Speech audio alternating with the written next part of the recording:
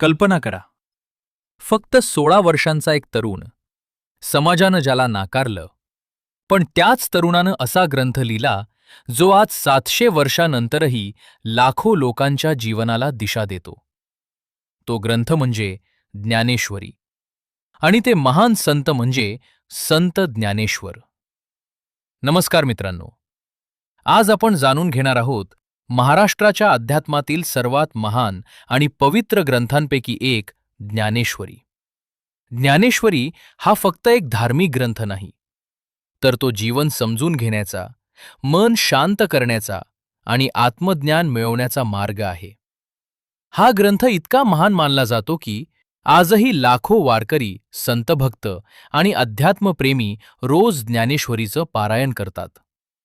पण प्रश्न असा आहे, ज्ञानेश्वरी नेमकी आहे तरी काय? ती कोणी लिहिली? आणि तिचं महत्त्व इतकं मोठं का आहे? चला, या अद्भुत प्रवासाला सुरुवात करूया. 13व्या शतकात महाराष्ट्रात संत ज्ञानेश्वर यांचा जन्म झाला. त्यांचे वडील विठ्ठलपंत हे विद्वान ब्राह्मण होते.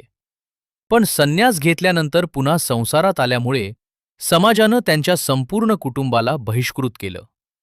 ज्ञानेश्वर महाराज आणि त्यांच्या भावंडांना लहानपणापासूनच अपमान, दुःख आणि संघर्ष सहन करावा लागला. पण या संकटांमध्येही त्यांनी देवभक्ती आणि अध्यात्माचा मार्ग सोडला नाही. त्यांचे मोठे बंधू निवृत्तीनाथ हे त्यांचे गुरु होते. त्यांच्याकडूनच ज्ञानेश्वर महाराजांना अध्यात्माचं गूढ ज्ञान मिळालं.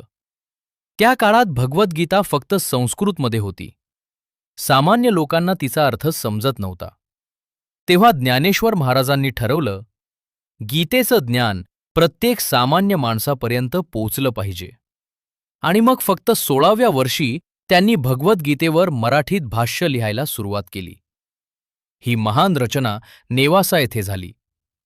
असं सांगितलं जातं की ज्ञानेश्वर महाराज मंदिरात बसून ओव्या सांगत होते आणि सच्चिदानंद बाबा त्या लिहून घेत होते.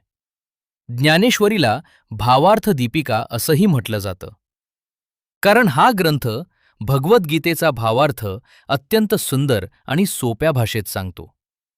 ज्ञानेश्वरीमध्ये एकूण 18 अध्याय आहेत. हे भगवद्गीतेच्या 18 अध्यायांवर आधारित आहेत. पण ज्ञानेश्वरीचं सौंदर्य फक्त अध्यात्मात नाही, तर तिच्या भाषेत आहे. ज्ञानेश्वर महाराजांनी अवघड तत्वज्ञानही शेती, नदी, सूर्य, आई, पक्षी, निसर्ग अशा उदाहरणातून इतक्या सहज समजावलं आहे